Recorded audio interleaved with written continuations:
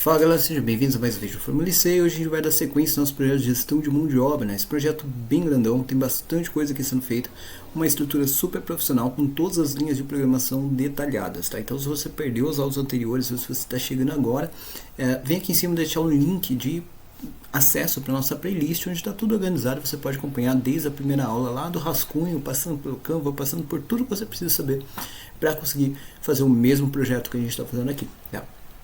E se ficar com dúvida em qualquer parte do processo, deixa aqui nos comentários, a gente vai te ajudar com isso, tudo bem?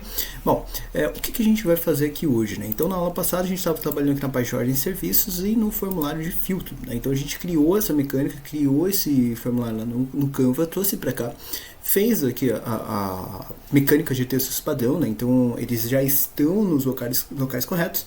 E hoje a gente vai começar a trabalhar com as text box para que elas funcionem corretamente, né? Lembrando que a gente tem alguns eventos que devem ser feitos para cada um desses controles para que eles funcionem na mesma estratégia que a gente tinha anteriormente. Para quem não lembra, a mecânica é o seguinte, né? A gente tem aqui o evento mouse move para ele dar zoom, a gente tem o evento click, né, para ele enter, né, para ele trocar aqui o texto padrão por um texto vazio e assim por diante, né? Então, como que a gente vai fazer essa mecânica toda acontecer, tá? Então eu vou voltar aqui para o VBA. Vou escolher aqui as minhas caixas de texto, tá? Então hoje eu vou começar pelas caixas de texto, que são 7, né? Então eu tenho 3 aqui em cima, né? Tenho essas outras duas aqui também, né? Então são 2, 4, 5, 6 e 7 caixas de texto para a gente trabalhar, e depois a gente vai trabalhar com as caixas de combinação, tem uma mecânica um pouco diferente, tá? Uma coisa que eu quero fazer é o seguinte: 6 dessas caixas de combinação, elas vão receber data, né? Então, por conta do preenchimento de data, é importante que elas tenham um max length, que é o comprimento máximo de caracteres, né? O número máximo de caracteres que a gente pode inserir, com 10, né? Porque assim ele vai funcionar de uma forma mais estratégica aí para você, tá? O que eu vou fazer aqui? Eu vou fazer o seguinte: vou pegar aqui o Ctrl R, vou selecionar todas as caixas de texto com Ctrl, tá? Que tem a ver com data, que são essas duas aqui, essas duas e essas últimas duas aqui embaixo. Peguei todas de uma vez. Vou vir aqui no F4, vou procurar aqui a propriedade Max Length, no categorizado fica mais fácil, tá? Procurar aqui Max Length está 0, permitindo o número infinito ali de caracteres, digamos assim, né? Sem esse controle. Vou colocar 10 no lugar. Então a partir de agora, todas essas caixas elas vão receber apenas 10 caracteres, que é o formato que eu preciso para a data, tá? Então primeiro passo. Próximo passo agora é eu começar a fazer as mecânicas que eu tenho ali de trabalho de cada uma dessas caixinhas, tá? Então eu vou pegar a primeira delas, que é essa daqui. Vou vir dar 2 cliques nela, vai abrir para mim o evento change. E é realmente pelo evento change que eu quero começar, tá? O que eu vou fazer aqui dentro desse evento? Eu vou trocar as cores da caixa de acordo com o texto dela própria. E também vou fazer com que ele tenha ali a informação do meu label, né? Aquele label que combina com essa caixa de acordo com a própria informação dela, tá? E aí um detalhe importante, né, que a gente vai ter que se lembrar aqui: cada caixa de texto que eu tenho, ela tem um texto padrão determinado, né? Então ali próprio para ela, tá? Então por conta disso eu preciso também levar isso em consideração. Vou fazer dessa forma: o if me, deixa eu colocar aqui em maiúsculo só por conta de mania, tá? O if me.tb, eu vou procurar a caixa que eu estou trabalhando, né, que é início criação, e vou deixar aqui um end with, então eu dei foco na própria caixinha. Agora eu vou verificar o texto, né, o valor da própria caixa, né? Então if.value, né, se o valor for igual a mdtp.tp, e aqui vai ser o início criação. Então por isso que eu tenho que ter nomes ali que sejam coerentes com aqueles nomes que eu tenho na caixa, né? Então fica muito fácil de entender que o tp início criação é referente da caixa tb início criação, né? Então tb text box, tp texto padrão. Então assim fica mais fácil de eu vincular as coisas, mesmo eu tendo um projeto maior, sem eu me perder, tá? E aqui eu vou colocar um demo e fica embaixo. Então o que está falando aqui? Se por acaso a caixa de texto está com o texto padrão, o que ela tem que fazer? Primeiro, a própria caixa de texto ela tem que ficar com a cor de texto padrão. Então, .forColor vai ser igual a mdcores.tp, né, que é a cor do texto padrão, né? Então, que a gente definiu lá no comecinho do projeto. Outra coisa que tem que acontecer é, toda vez que eu colocar o texto padrão na caixa, o label não precisa aparecer, né? Então, mi.lb, e aí vai ser o label que combina com essa caixa, por isso que a gente deu o mesmo nome, né? Então vai ser o início criação. .caption vai ser igual a empty, né? Então assim ele vai limpar aquela informação toda vez que a pessoa tiver com o texto padrão escrito dentro da caixa. Caso contrário, né, ou seja, se qualquer outra coisa estiver preenchida, aí eu vou fazer a inversão, né? Então, ponto, vou pegar aqui o for color, vai ser igual a md cores, ponto, e aqui eu vou pegar o azul escuro, que é o azul que eu estou utilizando para essas caixas. Então, se ele tiver com texto padrão, ele fica na cor TP, que é a cor de texto padrão. E se eu tiver com qualquer outra informação, ele fica azul escuro para apresentar ali como se fosse uma coisa preenchida, fica mais agradável. E depois disso, né, eu vou ter também o mi.lb início, criação, .caption, ou seja, o texto padrão que estava na caixa, agora ele vai para o label, né? Então vai ser igual a md tp.tp, e aqui eu vou procurar, né, o início criação. Tá? Então ele vai fazer essa troca já colocando os dados dentro da caixa. Vamos ver isso acontecer para a gente poder entender o que a gente está aprontando aqui. Então percebe que ele já ficou, olha, início criação, né? Então toda vez que ele preenche início criação, ele vai ficar esse cinzinha que é a nossa cor de texto padrão. Se eu preencher uma coisa diferente, por exemplo, apaguei uma letra, ele já entendeu que é diferente, então ele já jogou lá em cima o início da criação. Percebe que ficou curto, isso aqui eu posso só aumentar ali o tamanho da caixa, não tem problema nenhum, por isso que ele está só início da aqui, tá? Então isso é muito fácil de ajustar. E aqui ele já ficou em azul também, então tá legal. Vamos ajustar esse tamanho do label e vamos continuar para o próximo evento, tá? Então percebe que é detalhe por detalhe que a gente ajusta, tá? Então eu vou pegar esses carinhas aqui, olha, então pelo menos os dos textos padrão, que foram todos iguais, então eu sei que todos eles vão estar um pouquinho menor, tá? Então eu vou pegar todos esses carinhas aqui, olha, e vou aumentar um ponto em cada um, tá? Então eu vou pegar esse daqui, por esse daqui, pronto, aumentei um ponto em cada um. E agora ele já deve caber ali para mim, tá? Então deixa eu rodar aqui e vamos testar. Então, início da criação, já foi suficiente. Percebeu? Bem simples de resolver, tá? Próximo passo que a gente vai fazer agora é o seguinte: a gente precisa de alguma coisa que faça com que ele faça essa troca de forma mais automática, tá? Então eu vou criar um evento enter, tá? Então toda vez que eu entrar na caixa ele vai fazer alguma coisa. Então eu vou vir aqui e vou criar um novo evento enter.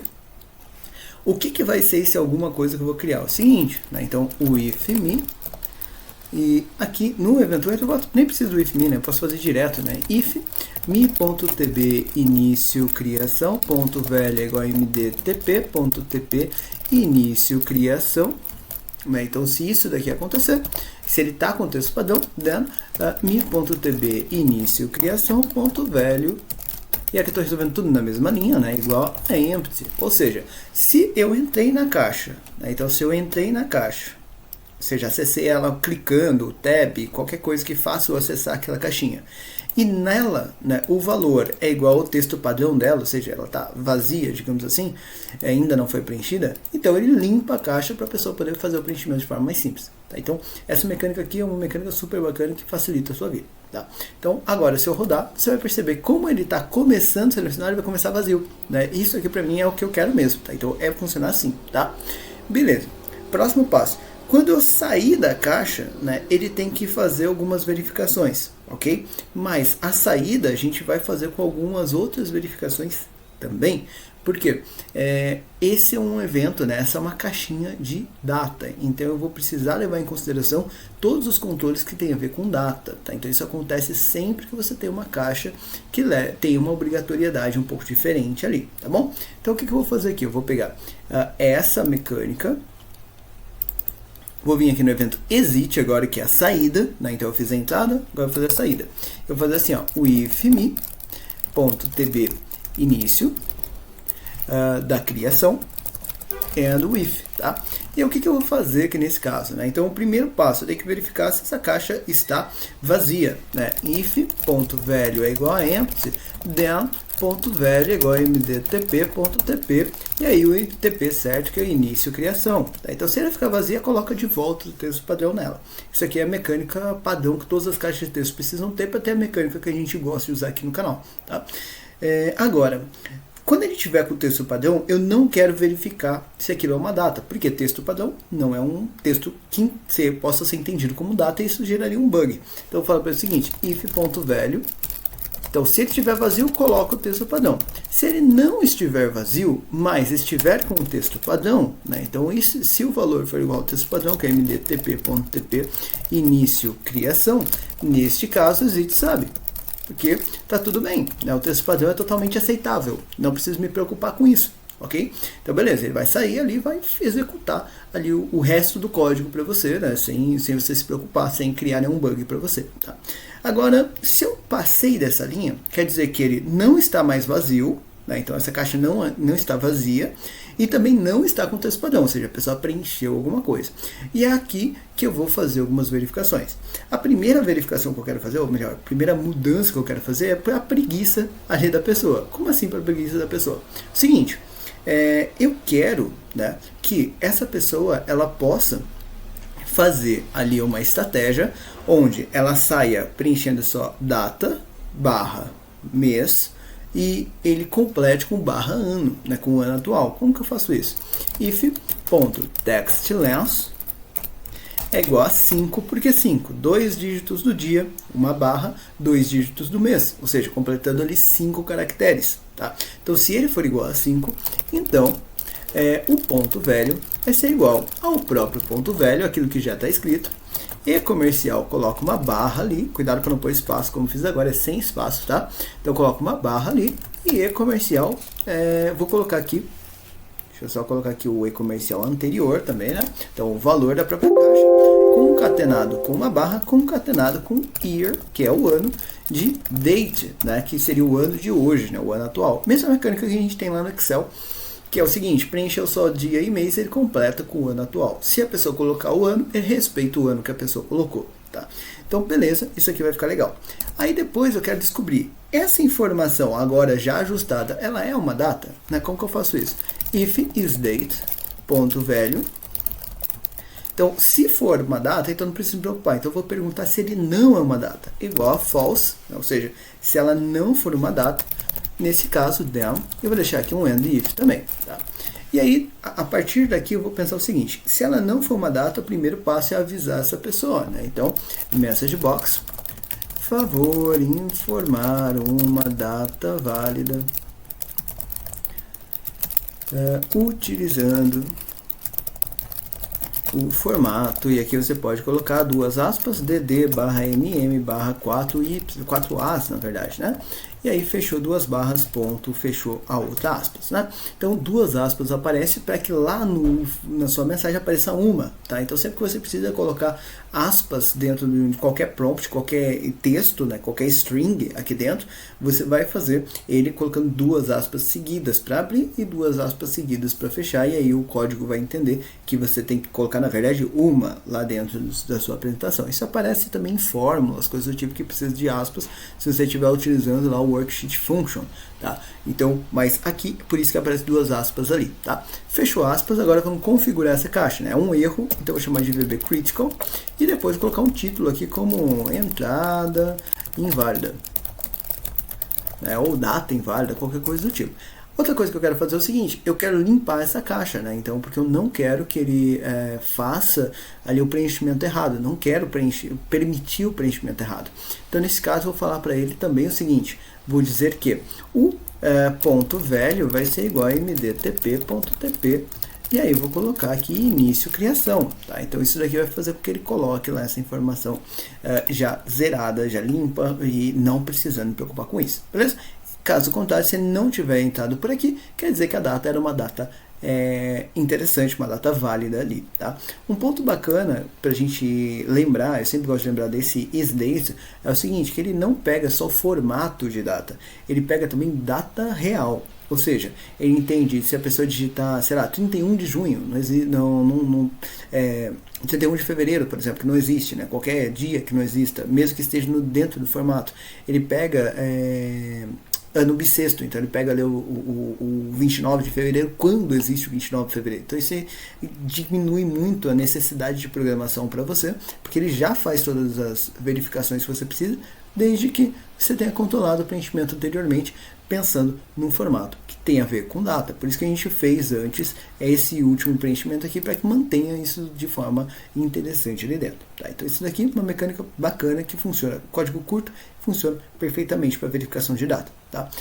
Depois disso, como eu disse, eu preciso controlar que o preenchimento seja adequado. Tá? Então, para controlar preenchimento, eu preciso do evento que press, tá? Então vou criar aqui o evento keePress, e dentro do evento keePress eu tenho uma mecânica para fazer o preenchimento de data, tá? Então o que eu vou fazer aqui dentro? Vou dar um foco na própria caixa, então o if me.tb início criação, e vou deixar aqui um end with. Tá? E o que eu vou fazer aqui? Né? Então eu vou precisar verificar quantos caracteres já tem preenchidos dentro dessa caixa de texto, e para isso eu vou usar um select case. Tá? Então select case, que é como se fosse uma cascata de ifs, né? Você pode entender como se fosse um menu de opções. Tá? Então se o select case, e o que eu estou monitorando, né? Do ponto text length, né, do comprimento de caracteres da própria caixa, onde eu já dei foco ali com o if me, tá? Então, se o select case dele, e aí eu vou deixar aqui um end select. E aqui eu vou começar a fazer todas as verificações, tá? E quais são essas verificações que eu tenho que levar em conta aqui? Então, o primeiro case, né, é o case is igual a 0, quer dizer que é o primeiro dígito. E o primeiro dígito é o primeiro dígito do dia. Então, o primeiro dígito do dia, ele só pode receber números que sejam entre 0, 1, 2 ou 3, né? Não pode receber nada diferente disso, tá? E pensando nisso, então eu tenho que evitar que a pessoa preencha qualquer coisa que não seja número, porque na data eu só quero que a pessoa preencha com números, nada diferente disso. Então eu vou fazer o seguinte, if, e vou colocar aqui, ó, keyASCII,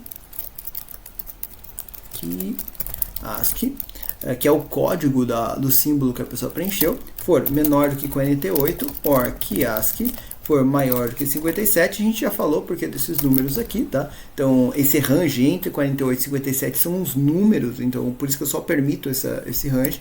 Nesse caso, keyASCII é igual a 0.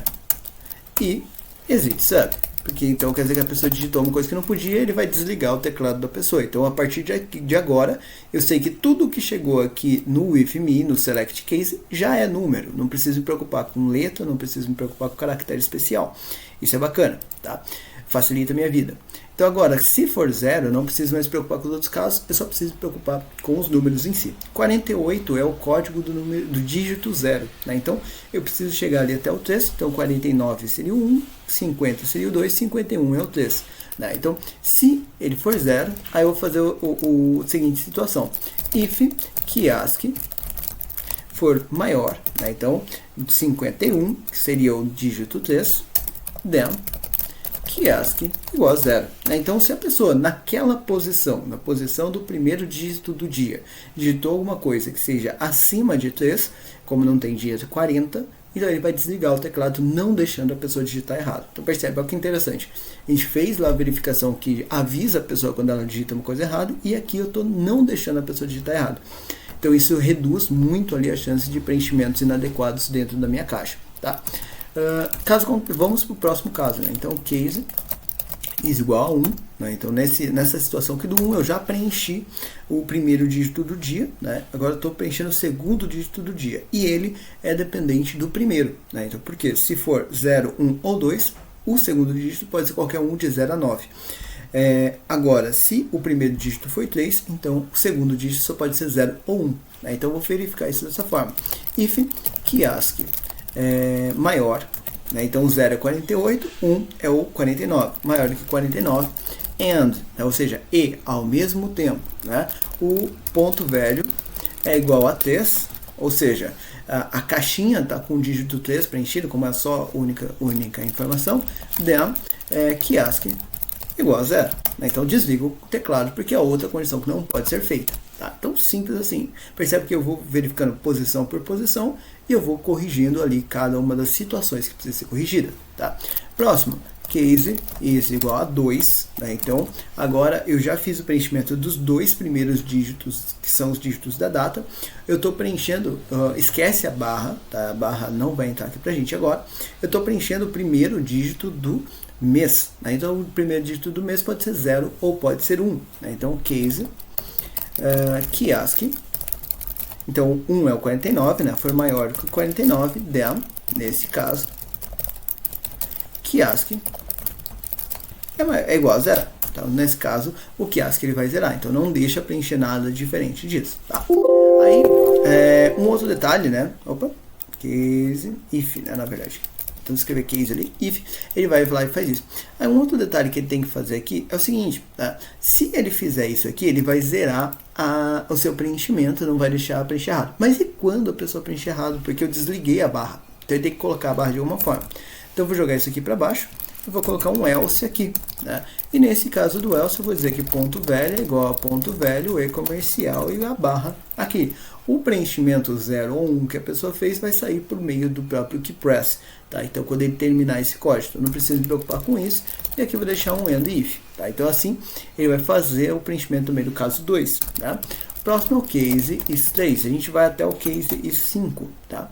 Então, case is3, a gente vai falando o seguinte, então a pessoa digitou o número do primeiro mês e apagou, só que deixou a barra.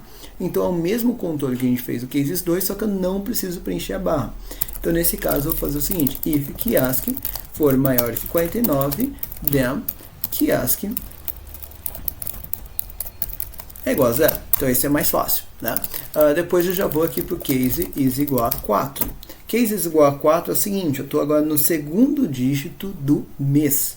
E o segundo dígito do mês depende do primeiro. Por quê? Se o primeiro dígito foi 0, então ele pode preencher qualquer coisa, né? De 0 a 9.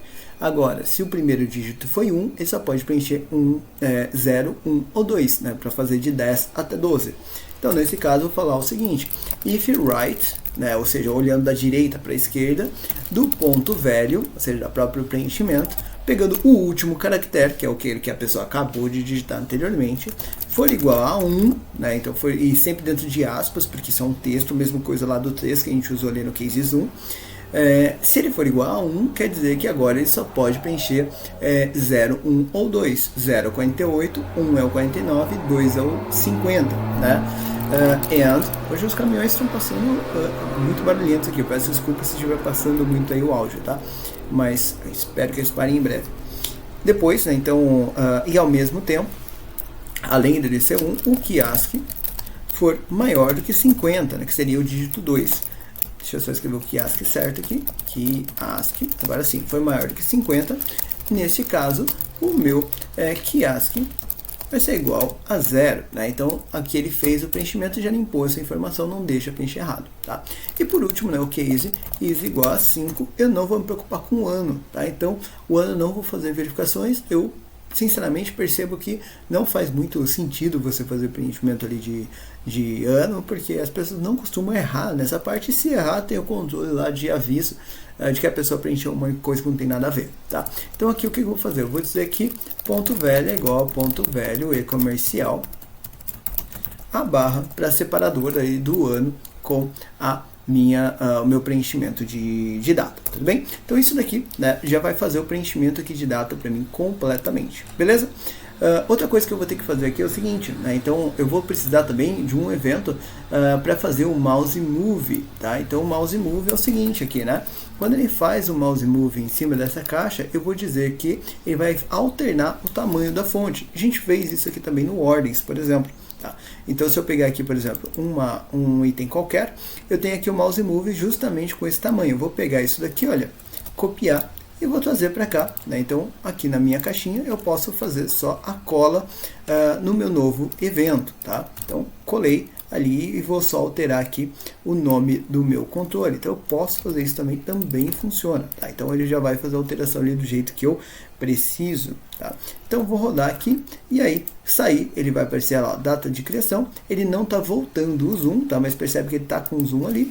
Não permite que você faça outros preenchimentos, só preenchimentos no formato de data até caber, até a quantidade que cabe. E eu coloquei 2312, é um ano que o Excel não entende, então ele não vai deixar que eu preencha dessa forma, então tem o do 11 também não existe, tá?